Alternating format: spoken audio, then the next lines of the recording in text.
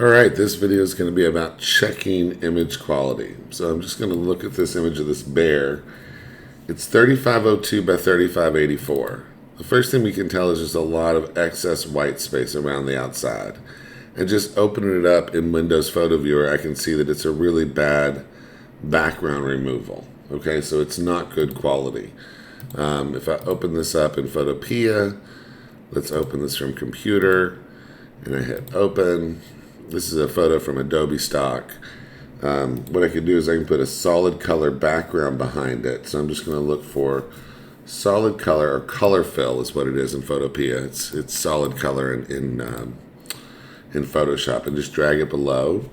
And I can see that I've got this white all around it. Now the other thing I can do is I can hit Image Trim. So I'm going to go to Image Trim, Transparent, and hit OK. And see how I did not trim this away? That's because there's like semi-transparent pixels that are just barely visible all around the outside. So I'm just going to hit, let's stroke it. All right. We're going to do stroke. We're going to do outside. And we're just going to make that a little bit bigger. Oh, and that's not working the way I expected it to. I expected it to find the hidden pixels. In Photoshop, it certainly does. If I do blending options, stroke, and I choose outside, you can see that it's stroking like the entire thing because there's hidden transparent pixels all around the outside. So this is not a good quality image. So let's look at how to fix it. I mean, the most important thing is the size. 3,500 pixels. It's almost 12 inches.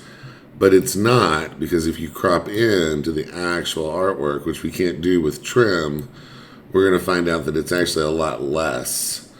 Here I'm at 2,600, so it's it's less than 10 inches in size.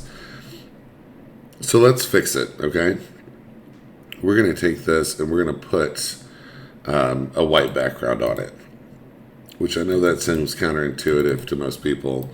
But it's got a bad background removal, so I'm just going to go ahead and put white on it so that I can do a better background removal later. So I'm just going to export that as PNG. Okay, fine, save, no problems.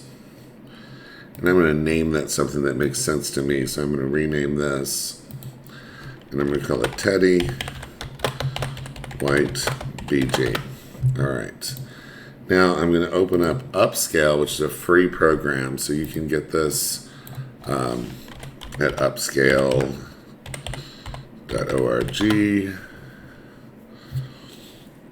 If you have a Mac, you have to pay. I'm not sure why that is, but you're just going to click on Desktop, and you're just going to scroll down here and click on Windows. And if you have a Mac, you have to pay, but if you just click Windows, it just automatically starts the download. So it's downloading the free software. So we're going to select image, we'll go to our downloads, grab the Teddy with the white background, and you have to have a nice computer for this. You don't want to go crazy, but you do want to go a lot bigger than what your destination size is going to be. I'm going to go 3x, which is going to get me to 10,000 pixels. I don't need an image that's 10,000 pixels. I just need an image that's larger than what it is right now, and something that I can take the background off of.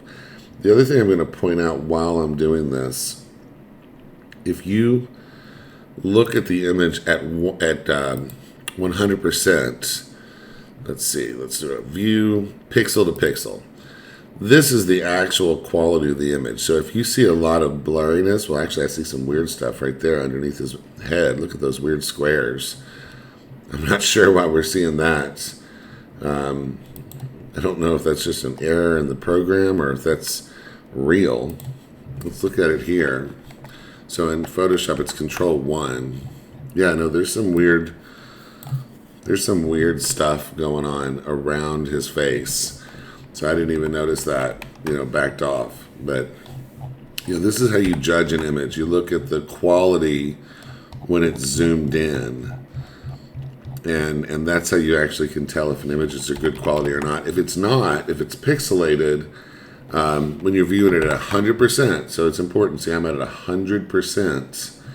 Pixel to pixel is what it's called in Photopea, which is the free program. Then you'll find out if the image is actually quality at the size that it was presented to you at. Okay, so now here we have the Teddy White BG. I'm going to close this out of Photopea. I'm trying to use Photopea here because it's free and not everybody has Photoshop. So let's open this up in Photopea. Let's look at this at pixel to pixel. There's those weird blocky parts. That's kind of strange, but the quality looks good. And we're zoomed way in here now because, we've blown the image up with upscale. You don't just enlarge images. You have to use an AI upscaler to enhance the image, just like they used to do in CSI. All right, so I'm just going to duplicate this layer. And then I'm going to turn this layer off. That way, whatever I do, I can always go back to my layer here. Then I'm just going to grab my magic wand tool. I'm going to turn my tolerance up pretty high, like 80. And see if I can get a clean selection on this background. So I've just clicked, and it's just made a selection. And it's definitely getting into some parts that I really don't want to. And I could adjust that by just changing my tolerance. And then selecting, so now it's more, at that 60 tolerance, it's better. And I'm also going to click in here and get that little part here. So one of the reasons we made this so big is so that we could try to get into these little tiny parts. And, if I'm not happy, I definitely want to get some of this white out. But I can just hold Alt and use my, and then here's the shadow. So, we don't want a shadow, and we definitely don't want this to look. So I'm using middle mouse button to move around. See, I consider that, I would try to get that out. And I'm not going to bore you guys with me sitting here trying to cut all this out, but, I can use this. I'm going to hit Alt, and I can just literally go along and draw out the parts that I don't want. Oops. Maybe I need to use Shift. Yeah, so Shift is taking away, is adding to my selection, and Alt is taking away. So I get those backwards all the time. And I can just come up in here and I can try to get this shadowy part out.